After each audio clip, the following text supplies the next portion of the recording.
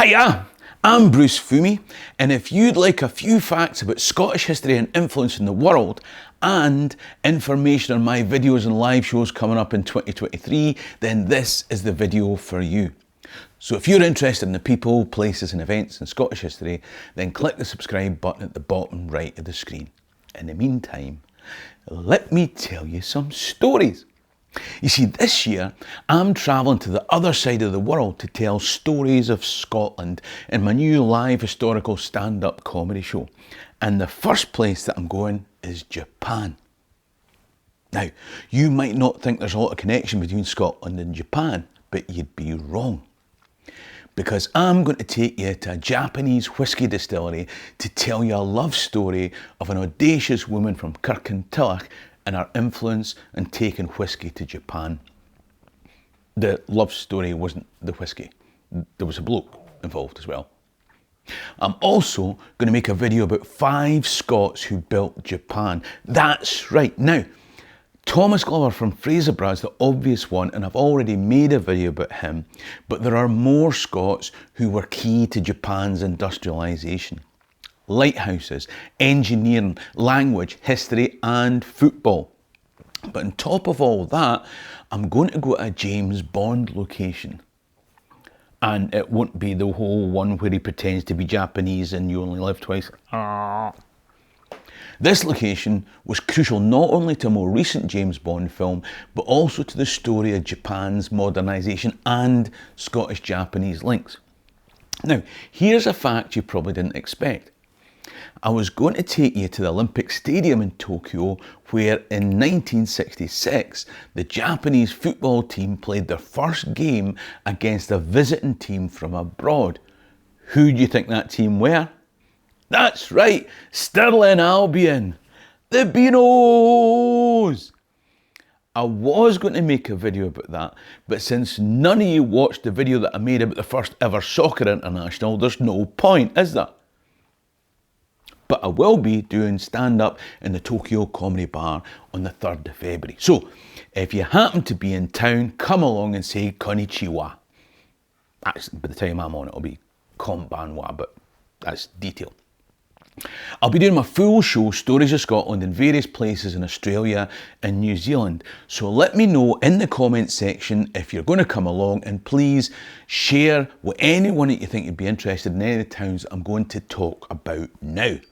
We start in Perth, Western Australia, so named because the Minister for the Colonies in the British government when the Swan Valley colony was established was the MP from my hometown, the real Perth, in Scotland.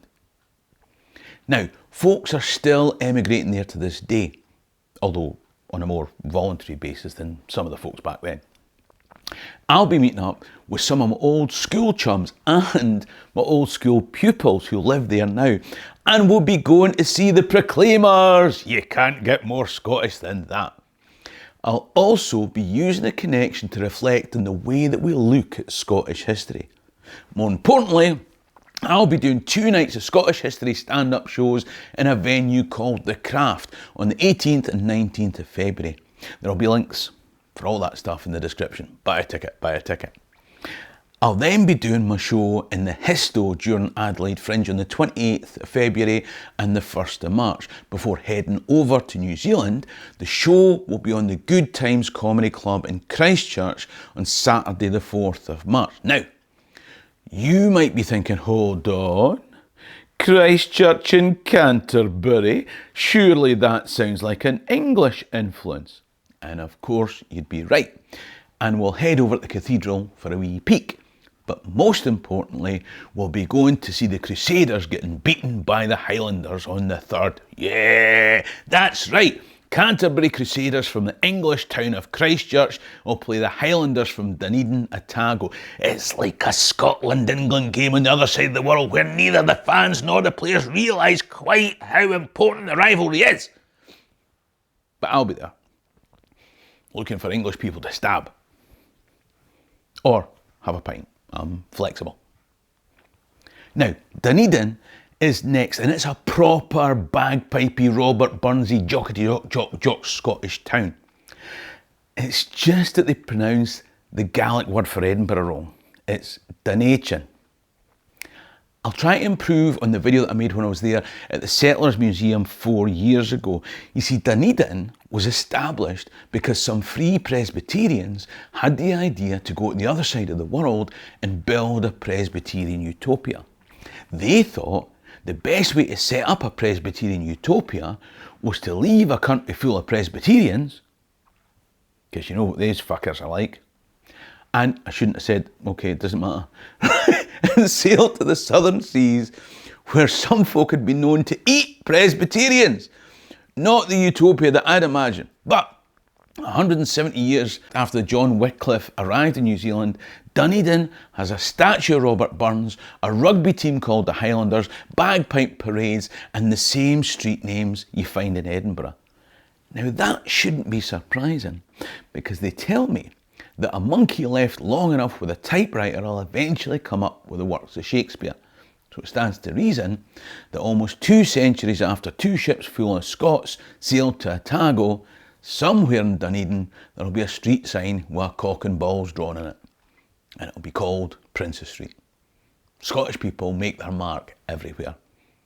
Scotland was the most literate country in the world at the time of the Otago settlers, but some of them were also literate in Ned hieroglyphics. So I'll be doing shows in Dunedin on the 16th and 17th of March, and as soon as the tickets are released, I'll be shouting about it and there'll be links, so keep an eye on my website, www.brucefummey.co.uk. There's 2 M's. When I'm in New Zealand South Island, I'll also make a video about Bannockburn. That's right, there's a place in Otago called Bannockburn, and I'm going to take you there to tell you a story that you probably won't know from the battle. Incidentally, I'll be touring Stories of Scotland back home in Scotland later in 2023, so let me know in the comment section if you want to come to see me in your hometown, right? But the South Island, with places like Clyde, Bannockburn, Invercargill, Roxburgh and Ballaclua, isn't even the most Scottish place that I'll be visiting in New Zealand. I'll be taking you to Waipu in the North Island to tell you about the longest, most intrepid ever migration of Scots. And hopefully we'll get a show sorted out in Auckland when we're there. Then I'll head back to Australia and Brisbane, a town named after a Scotsman. But I'll be making a video to tell a story about a very different Scotsman. Now I got the story from Rory McLean on BBC Radio 9 Gael, and it's set out in Sgír Rishin Canna Duach and Alabanach Fiach, wild Scotsman country. And our protagonist, Seamus McPherson, the wild Scotchman, Queensland's only fair dinkum bush ranger. Of course, I'll also be doing the Stories of Scotland show on the 30th of March at Good Chat Comedy Club in Brisbane. Link in the description. I'll then travel through Maclean, New South Wales to find out if it is the most Scottish town in Australia. Now, at the time I'm making this, I'm still trying to get dates organised in Sydney, Canberra and Tasmania. So, give us a call. I'll definitely be going to Sydney to make a film under the Sydney Harbour Bridge, which was land owned by, I'd suggest, one of the greatest Scottish heroes ever, transported for sedition because he stood up for the democratic rights of ordinary people. The bridge wasn't there at the time. I'll also be going to Tasmania. Now, I heard that 70% of the people living in Tasmania today have some descent from folks who were transported as convicts. I'll be visiting the Women's Penal Colony, it's now a museum, to tell the story of some women who were transported from Aberdeen. In fact, on the day that this video launches, I'll be filming the first part of that video in Aberdeen. Weather permitting. There's a problem I don't expect to have down under.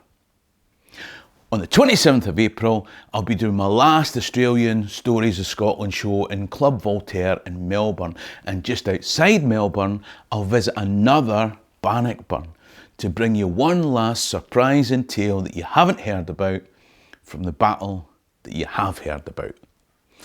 I head back home on the 29th of April and we'll be taking the show Stories of Scotland around Scotland in the new year. I hope to see you when I'm in your town, so let me know where you want me to come. In the meantime, there's a video about the Scottish father of Australia coming up on screen now. Hammy and Doch is going to be Lama alive. Sherry and Rasta.